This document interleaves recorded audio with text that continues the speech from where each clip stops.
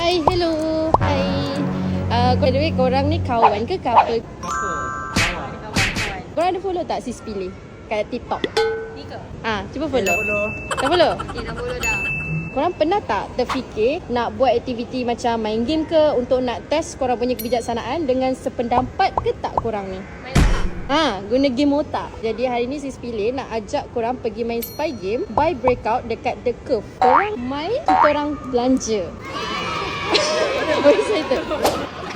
So dah sampai. Pernah tak dengar breakout dan hound tu? Breakout pernah. Breakout pernah? Bukan breakout. Bukan. Bukan.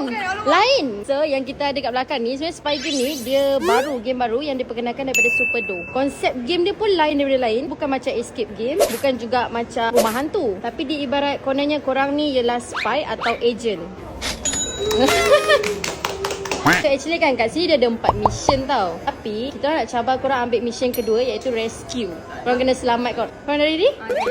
So now, since you guys choose mission number 2, one of you will be locked away in the jail. Who is that person going to be? Okay, good. Kalau dia tak selamat kat I, then semua tak boleh. Wah.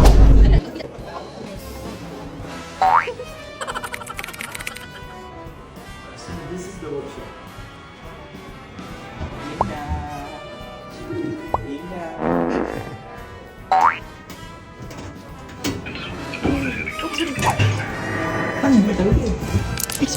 Forgot.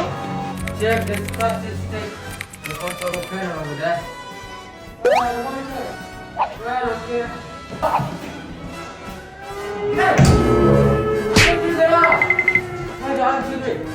How dare you?